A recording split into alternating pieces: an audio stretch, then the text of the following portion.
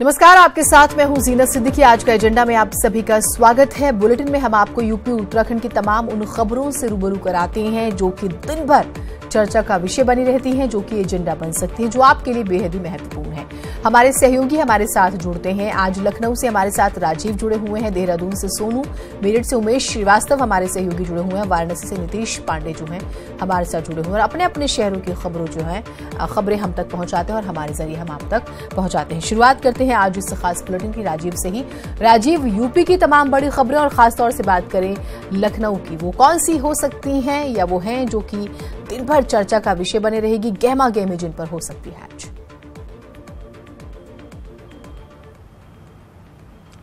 जीनत, अगर आज उत्तर प्रदेश की प्रमुख खबरों की बात करें तो उत्तर प्रदेश के मुख्यमंत्री राजस्थान के चुनावी दौरे पर हैं, जहां आपसे कुछ देर पहले मुख्यमंत्री योगी आदित्यनाथ राजस्थान के लिए रवाना हो चुके हैं और वहां पर वो 5 जनसभाओं को संबोधित करेंगे और फिर देर शाम वापस आकर जो बीते दिनों योगी सरकार द्वारा इन्वेस्टर समिट का आयोजन किया गया था और उत्तर प्रदेश के विकास के लिए लाखों करोड़ के MOU जो साइन हुए थे उन पर कितना कार्य हुआ है, इसको लेकर मुख्यमंत्री योगी आदित्यनाथ आज समीक्षा बैठक करेंगे। और ये अमूमन देखा जाता था कि MOU तो साइन हो जाते थे लेकिन निवेश नहीं होता था, तो मुख्यमंत्री योगी आदित्यनाथ आज उस MOU के तहत कितना उत्तर प्रदेश में निवेश हुआ है इस पर भी विधिवत चर्चा करेंगे और उसकी समीक्षा करेंगे। साथ ही साथ आज हम लोग जो उत्तर प्रदेश के गन्ना किसान हैं, जो धान किसान हैं, करोड़ों की संख्या में जो किसान हैं, उनकी विभिन्न समस्याओं को लेकर प्रमुखता से खबर दिखाएंगे, नजर रखेंगे, क्योंकि आज अगर 27 नवंबर हो चुका है, जबकि उत्तर प्रदेश का जो गन्ना पेराई सत्र था वो बीते एक माह पहले 27 अक्टूबर को शुरू हो चुका था और सरकार ने ये दावा किया था कि 25 नवंबर तक सूबे की सभी चीनी मिलें शुरू कर दी जाएंगी, लेकिन आज 27 तारीख हो जाने के बावजूद मात्र 102 चीनी मिलें शुरू हो सकी हैं। अभी भी करीब 1-1.5 दर्जन से अधिक चीनी मिलें बाकी हैं। ऐसे में जो गन्ना किसान है उनके सामने एक बड़ी समस्या है, क्योंकि अब तक उनका गन्ना पेराई न होने के कारण जहां उनके खेत नहीं खाली हो सके हैं, उससे उनको एक बड़ा आर्थिक नुकसान हो रहा है। उनके सामने रोजी रोटी का संकट पैदा हो चुका है। दूसरी ओर अगर बात करें तो धान खरीद को लेकर CM योगी की सख्ती के बावजूद 1 नवंबर को धान खरीद शुरू हो जाने के बावजूद उत्तर प्रदेश के सभी जिलों में अब तक धान खरीद सुचारू रूप से नहीं शुरू हो सकी है, जिसका नजारा बीते दिनों बाराबंकी में देखने को मिला, जहां धान खरीद न होने से नाराज किसान ने समिट पर अपने धान की ट्राली में आग लगा दिया। तो कुल मिलाकर ये एक बड़ी खबर है उत्तर प्रदेश के किसानों को किस तरह की समस्या हो रही है, क्योंकि ये एक बड़ा वोट बैंक सरकार के लिए भी है और हम लोगों के लिए भी किसान का हिस्सा महत्वपूर्ण है। ऐसे उनकी समस्याओं के पर हम लोग नजर रखेंगे और साथ ही साथ जो अन्य घटनाक्रम है उस पर भी हम लोग नजर बनाए रखेंगे। ठीक राजीव, आपसे और भी ज्यादा बातचीत करेंगे तमाम खबरों पर। सोनू हमारे साथ हैं। अभी हमने यूपी के हाल को मोटा मोटा जाना, खासतौर से लखनऊ की बात करें, और अब सोनू का रुख करते हैं क्योंकि उत्तराखंड की खबरें जानने भी उतनी जरूरी हो जाती हैं। सोनू, आज वो कौन सी खबरें हैं, चाहे हम पूरे उत्तराखंड का जिक्र करें या फिर देहरादून का, जो कि आज महत्वपूर्ण रहने वाली है?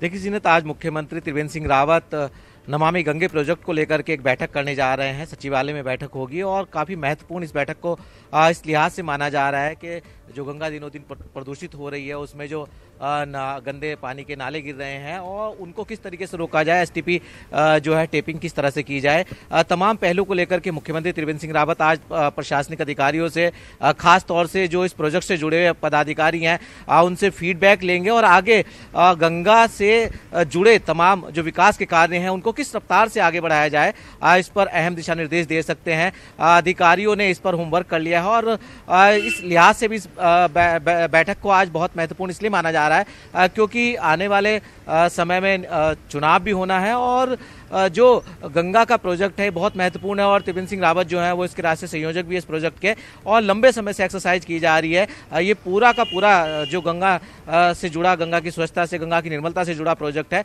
वो न सिर्फ प्रधानमंत्री का बल्कि जो केंद्रीय जल संसाधन मंत्री हैं उनका भी एक ड्रीम प्रोजेक्ट है और इस प्रदेश से लेकर पूरे देश की जनता ये चाहती कि गंगा स्वच्छ हो, प्रदूषण मुक्त हो और गंगा की जो धारा है वो निर्मल और अविरल बहती रहे। तो एक महत्वपूर्ण बैठक आज की जाएगी और इसमें अभी तक क्या क्या कार्य हुआ है इसकी समीक्षा मुख्यमंत्री करेंगे, इसका अपडेट, इसका फीडबैक जो है वो अधिकारियों से लेंगे और आगे किस तरह से इस कार्य योजना को धरातल पर उतारा जाए, क्योंकि करोड़ों रुपया इस पर खर्च कर दिया गया है और बावजूद जिस तरीके का कार्य होना चाहिए था जीनत वैसा नजर नहीं आ रहा है। तो एक बहुत गंभीर मामला है और साधु संत भी तमाम इस पर पहले अपनी टीका टिप्पणी कर चुके हैं, अपने बयान दे चुके हैं कि किस तरह से गंगा की निर्मलता हो सकती है, किस तरह से गौमुख से लेके हरिद्वार और ऋषिकेश तक गंगा को निर्मल और स्वच्छ बनाया जा सकता है। तो ये बैठक बहुत महत्वपूर्ण है और आज देखना होगा कि बैठक में मुख्यमंत्री अधिकारियों को किस तरह की हिदायत देते हैं, क्या सख्त दिशा निर्देश देते हैं। जी जीनत, बिल्कुल ये महत्वपूर्ण है। साथ ही साथ आपसे हम निकाय चुनावों को लेकर जो शपथ ग्रहण नहीं हुआ है और जिस तरीके से देरी हो रही है उस पर भी बात करेंगे। हमारे बाकी सहयोगी उनका भी रुख कर लेते हैं। एक बार उमेश का जिक्र करते हैं। उमेश, अमूमन एक बात जो है हम तकिया कलाम कहें या रोजाना जुबान पर रहती है, वो ये कि जब पश्चिमी यूपी का हम जिक्र करते हैं, आप बड़ी खबरें तो बताएंगे लेकिन अपराध जगत की खबर ना हो ऐसा तो हो ही नहीं सकता। आज भी हमने कुछ एनकाउंटर की खबरों का जो है वो जिक्र किया है, मुठभेड़ की खबरों का। क्या कुछ आपके पास और है?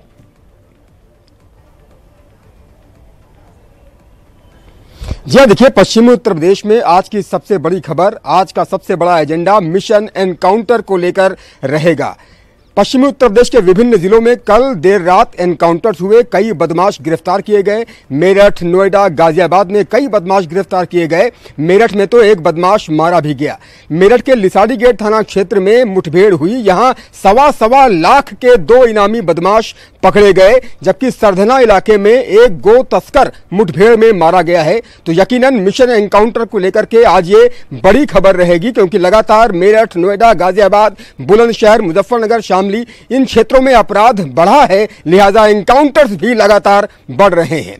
और दूसरी बड़ी खबर पश्चिमी उत्तर प्रदेश में गन्ना किसानों को लेकर रहेगी। गन्ना किसान परेशान है, हलकान है, लगातार नारेबाजी कर रहा है और रोजाना हंगामा चल रहा है। खासतौर से पर्ची को लेकर के रोजाना यहां हंगामा चल रहा है, विभिन्न जिलों में हंगामा चल रहा है। मेरठ में हंगामा हुआ, गाजियाबाद में भी हंगामा हुआ, बुलंदशहर में हंगामा हुआ। पश्चिमी उत्तर प्रदेश के विभिन्न जिलों में रोजाना की यह बात हो गई है कि गन्ना किसान अपनी मांगों को लेकर आंदोलित हैं, कभी सड़क जाम करते हैं, कभी हाईवे जाम करते हैं और लगातार नारेबाजी का दौर जारी है। तो पश्चिमी उत्तर प्रदेश में यह दूसरी बड़ी खबर रहेगी गन्ना किसानों से रिलेटेड।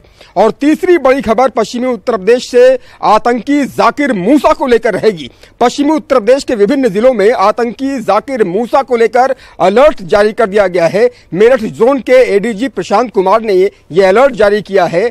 कप्तानों को निर्देश दे दिए गए हैं कि वो हाई अलर्ट मोड पर रहें। ये तीसरी बड़ी खबर रहेगी। और चौथी बड़ी खबर बरेली से रहेगी, जहां एक दारोगा ने खुदकुशी कर ली। इस मामले की जांच चल रही है और यकीनन ये भी एक बड़ी खबर होगी, क्योंकि अगर दारोगा खुदकुशी करता है तो ये मामूली खबर नहीं होती है, ये बड़ी खबर होती है। तो ये 4 बड़ी खबरें रहेंगी जो पश्चिमी उत्तर प्रदेश से आज एजेंडा रहेंगी। ठीक बात है। और आपसे हम उस पदयात्रा के बारे में भी जानेंगे जिसके जरिए बीजेपी आम जनता की नब्ज टटोलने की कोशिश करेगी। ऐसी भी एक महत्वपूर्ण खबर जो है वो आ रही है। हमारे साथ नीतीश भी हैं। नीतीश, परम धर्म संसद का जो है वो जिक्र हो रहा था, आज क्या कुछ खास होने वाला है? इसके अलावा वो कौन सी बड़ी खबरें हैं जिस पर नजर रहने वाली है, जो एजेंडा बन सकती हैं?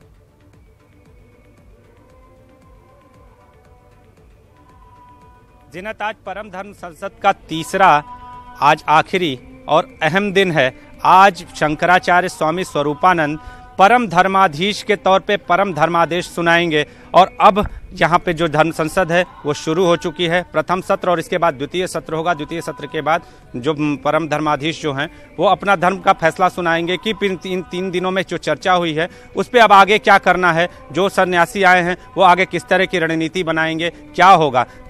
आपको बता दो जिन्नत की जो 3 दिनों में अब तक जो 2 दिन गुजरे हैं, 2 दिनों में राम मंदिर का मुद्दा प्रमुखता के तौर पर रहा। इसके साथ गाय, गंगा और अन्य विषयों पर भी चर्चा हुई, लेकिन राम जन्मभूमि और राम मंदिर के निर्माण का मुद्दा यहाँ पे प्रमुखता के तौर पे दिखाया। जो भी आए थे संसद के जो प्रतिनिधि थे, जो धर्म प्रतिनिधि थे, उन्होंने उठाया। और इसके साथ ही जो भगवान राम का स्टैचू लगना है, बड़ी प्रतिमा जो लगना है, उसके विरोध के भी स्वर यहाँ पे मुखर होते दिखाई दिए। जो सन्यासी समाज है वो साफ तौर पे कह रहा है कि किसी भी कीमत पे प्रतिमा का लगना वो उचित नहीं है। प्रतिमा को लगने के लिए उसकी प्राण प्रतिष्ठा होनी चाहिए, प्रतिमा की रोजाना आरती होनी चाहिए। खुले में अगर भगवान श्री राम की प्रतिमा अगर लगती है तो वो उसका अपमान होगा। हम आपको दिखाना चाहेंगे जीनत कि अभी यहाँ पे मंत्रोच्चार हो रहा है। मंत्रोच्चार के साथ ही यहाँ पे धर्म संसद की अब शुरुआत हो जाएगी, चंद पलों में ही यहाँ पे शुरुआत हो जाएगी और आज 2 सत्र चलेंगे। और आज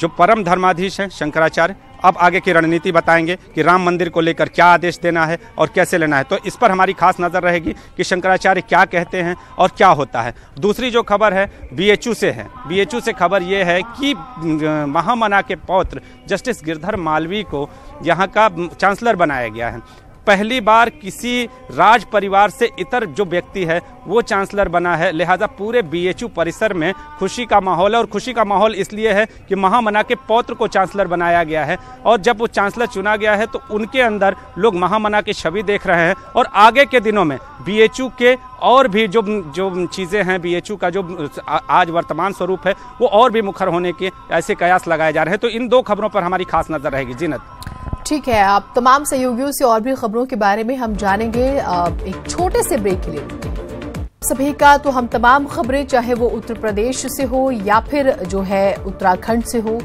महत्वपूर्ण जो खबरें हैं जिन्हें आपके लिए जानना जरूरी है, उन पर हमारे सहयोगियों के जरिए बात करते हैं। एक बार फिर से राजीव का रुख करते हैं।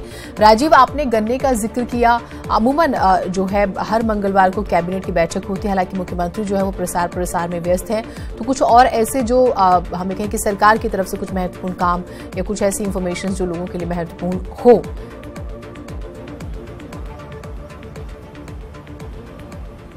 जैसा कि मैं गन्ने की समस्या की बात कर रहा था, क्योंकि 1 माह हो जाने के बावजूद अभी तक जो गन्ना का न्यूनतम समर्थन मूल्य है उसकी सरकार घोषणा नहीं कर सकी है। इसको लेकर भी गन्ना किसानों में आक्रोश है। हालांकि जो अगर बकाया भुगतान की बात करें तो अभी भी 6200 करोड़ पिछले वर्ष का बकाया है, उसका भुगतान सरकार नहीं करा सकी। लेकिन ये एक अच्छी खबर है कि कल रात जो योगी सरकार ने गन्ना किसानों के बकाया भुगतान के लिए प्रति कुंटल 4.50 रुपये की दर से एक रियायत देने की बात कही थी, आर्थिक मदद देने की बात कही थी, उसकी पहली किस्त 120 करोड़ रुपए की कल रात जारी कर दी गई है और उम्मीद जताई जा रही है कि आज भी करीब 200 करोड़ रुपए जारी किए जाएंगे। तो कहीं ना कहीं किसानों से इससे एक बड़ा लाभ होगा। साथ ही साथ जैसा कि उमेश बता रहे थे कि लगातार ताबड़तोड़ इनकाउंटर जारी है, अपराधियों की धरपकड़ पूरे प्रदेश में जारी है।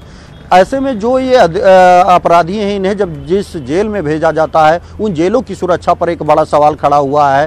रायबरेली में सामने आए वीडियो में जहां अपराधी खुलेआम शराब पार्टी करते नजर आ रहे हैं, उनके साथ असलहे दिख रहे हैं और कारतूस दिख रहे हैं। इसको लेकर भी शासन ने खासा गंभीरता से इस घटना को लिया है, जहां पर कल तत्काल ही डीआईजी जेल को मौके पर भेज के इसकी जाँच कराई गई थी। डीआईजी जेल की जाँच में कई और लोग इसके दोषी पाए गए हैं। उम्मीद जताई जा रही है कि आज उनके भी खिलाफ कार्रवाई की जाएगी, क्योंकि ये हाल सिर्फ रायबरेली जेल का नहीं, उत्तर प्रदेश की अधिकांश जेलों में इस तरह के इनपुट मिल रहे हैं। तो ऐसे में उम्मीद जताई जा रही है कि बहुत जल्द ही जो उत्तर प्रदेश की ये विभिन्न संवेदनशील जेलें हैं और जिनमें जो कुख्यात अपराधी रह रहे हैं या उनको बंद किया गया है, उनको लेकर एक रैंडम चेकिंग कराई जाएगी और वहां पर यह सुनिश्चित किया जाएगा कि कहीं इस तरह की कोई आपराधिक गतिविधियां जो जेलों से संचालित तो होती रही हैं उन पर कहीं ना कहीं रोक लगाने की बात कही जाएगी। क्योंकि बीते दिनों जहां बागपत जेल में मुन्ना बजरंगी की हत्या के बाद जेलों की सुरक्षा पर सवाल उठा था, वहीं एक बार फिर इस वीडियो के वायरल से उत्तर प्रदेश की जेल की सुरक्षा पर सवाल उठा है। साथ ही साथ लखनऊ, राजधानी लखनऊ में इन दिनों लखनऊ महोत्सव का आयोजन किया जा रहा है,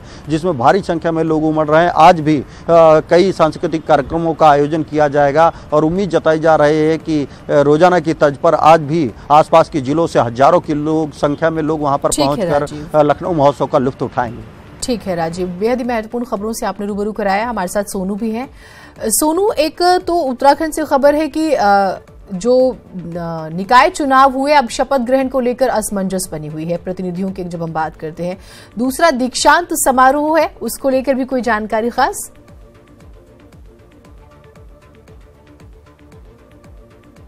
बिल्कुल ठीक कहा जीनत आपने। निकाय चुनावों के जो चुनावी परिणाम है वो घोषित किए जा चुके हैं और 20 तारीख को मतगणना हुई थी। कुछ ऐसे निकाय थे जहां पर रिकाउंटिंग हुई थी, उन सभी निकायों का जो परिणाम है, चुनावी परिणाम, वो 21 को पूरी तरह से घोषित किया जा चुका है। और ऐसे में जो तमाम चुने गए जनप्रतिनिधि हैं वो अब शपथ लेने के लिए आतुर हैं। लेकिन जो प्रशासनिक तंत्र है उसकी कार्यशैली का इसी से अंदाजा लगाया जा सकता है कि अभी तक जो शपथ है वो जनप्रतिनिधियों को नहीं दिलाई जा सकी है। और ऐसे में जो शहरी विकास मंत्री मदन कौशिक और वो अपने शासन के उच्च अधिकारियों के साथ आज बैठक कर सकते हैं और ये फाइनलाइज करेंगे कि आखिर इन तमाम प्रतिनिधियों को शपथ कब दिलाई जाए। उम्मीद ये की जा रही है कि 30 नवंबर को संभवतः इन सभी को शपथ दिलाई जा सकती है। इसके लिए आज बैठक होगी और ये फाइनलाइज किया जाएगा, क्योंकि जो तमाम चुने गए प्रतिनिधि हैं न सिर्फ उनमें उत्साह है बल्कि अभी तक जो नगर निगम है, नगर पालिका परिषद है और नगर पंचायत है, वहाँ पर जो इन सभी स्थानों पर जहाँ जो प्रशासक को जिम्मेदारी दी गई थी उनके द्वारा विकास कार्यों को अंजाम दिया जा रहा था। और अब चूंकि जो चुने गए प्रतिनिधि हैं वो अब कमान संभालेंगे शपथ लेने के बाद और फिर जो विकास के कार्य हैं वो आगे बढ़ाए जाएंगे। खास तौर पर जो नए चुने गए जनप्रतिनिधि हैं उनमें एक उत्साह दिखाई दे रहा है और अब जो निकाय हैं वो गुलजार नजर आएंगे। लेकिन जो असमंजस बना हुआ संभवतः आज इस पर विराम लग जाएगा और ये फाइनल कर लिया जाएगा कि आखिर कब शपथ दिलाई जाएगी, क्योंकि जो जिला अधिकारी है उनको सूचित किया जाना है और ऐसे में तैयारी की जाएगी। तो तमाम पहलू से जुड़े हुए जो बिंदु हैं उन बिंदुओं पर आज मदन कौशिक जो है शहरी विकास मंत्री वो आज अधिकारियों के साथ मंथन करेंगे और उसके बाद फाइनलाइज किया जाएगा। दूसरा, हल्द्वानी में आज ओपन यूनिवर्सिटी जो है उसमें एक लोक कलाकार जो प्रीतम भरतवाण है उनको आज एक मानद उपाधि दी जाएगी। इसको लेकर के जीनत उत्तराखंड के जो लोक गायक हैं, लोक कलाकार हैं, उनमें खासा उत्साह देखा जा रहा है इस लिहाज से क्योंकि पहली बार किसी लोक गायक को एक यूनिवर्सिटी के द्वारा इस तरह से उत्तराखंड में एक मानद उपाधि दी जा रही है। तो ये जो सम्मान कलाकारों को दिया जा रहा है इसको लेकर के तमाम जो लोक गायक हैं, लोक कलाकार हैं, उनमें खासा उत्साह दिखाई दे रहा है। जी जीनत, बिल्कुल बेहद ही महत्वपूर्ण बात आपने बताई हमें। हम इसके बाद रुक करते हैं उमेश का। उमेश, बेहद ही महत्वपूर्ण, जैसे हम बार बार कहते भी हैं कि अपराध की और रायबरेली जेल का भी जिक्र हो रहा है। अब ये माना जाए कि अब हो सकता है कि एक दिशा में स्टेप उठे कि ठीक है आप थोड़ा सा शुद्धिकरण नहीं तो मॉनिटरिंग तो शुरू कर ही दी जाए कि भाई एक तो अपराध बढ़ रहा है, आप तमाम तरह की कार्रवाई करें, दूसरी बात जेल में खेल भी चल रहा है।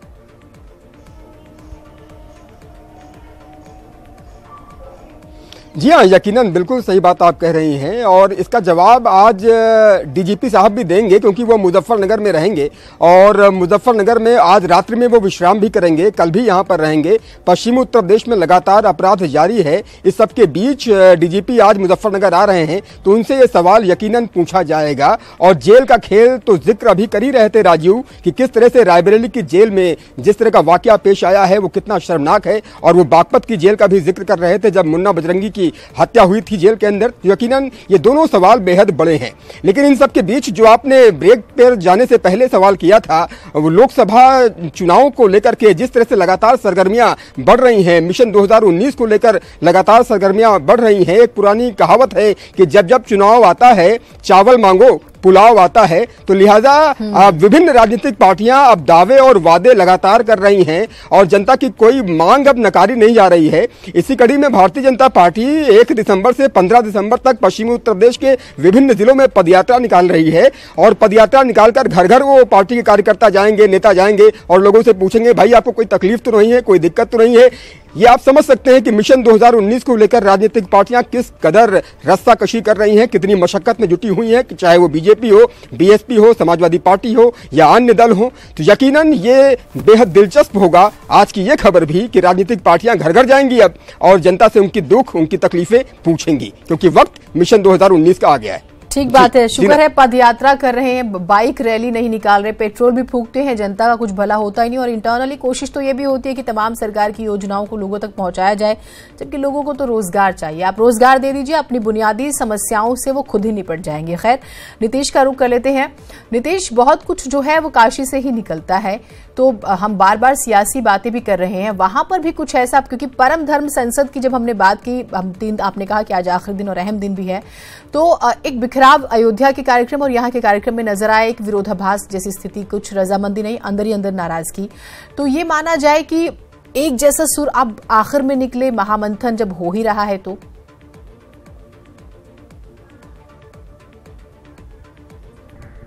जीनत, अगर बात करें यहाँ की तो सबसे पहले बताना चाहूँगा कि यहाँ की धर्म संसद के बाद प्रयाग में जो धर्म संसद लगेगी उसका भी ऐलान कर दिया गया। और इसके साथ ही जो चीज़ें आप बता रही हैं, अयोध्या में जो धर्म सभा हुई और यहाँ पे धर्म संसद हुई, दोनों का अलग अलग मत। अगर साफ तौर पे ये कहें, ये लोग ये कह रहे हैं कि भगवान को, जो दूसरा पक्ष है अयोध्या वाला पक्ष, भगवान को पुरुष के तौर पे मानता है और ये भगवान को राम के तौर पे मानते हैं। तो यही आज अहम होगा कि आज की जो धर्म संसद है, 2 दिनों तक जो बैठक हुई, 2 दिनों तक जो चर्चा हुई और आज भी जो चर्चा होगी, उसके बाद क्या परिणाम निकलता है राम मंदिर निर्माण को लेकर और क्या होता है, या ये बैठक भी उसी बैठक की तरह बस ऐसे ही बातचीत और दावे होते रहे और बातचीत हुई और बयानबाजी हुई और उसके बाद खत्म हो जाती है, ये देखना अहम होगा। और इसके साथ ही ये भी जानना अहम होगा कि जो परम धर्माधीश कहते हैं कि शंकराचार्य स्वामी स्वरूपानंद, वो इस मुद्दे को लेकर संतों को क्या उपदेश देते हैं, क्या संदेश देते हैं कि आगे राम मंदिर निर्माण की प्रक्रिया बढ़े। और अब ये सारी चीजें आज होनी है और इन सारी चीजों पर हमारी खास नजर रहेगी। आप सभी का बहुत शुक्रिया। आप जो है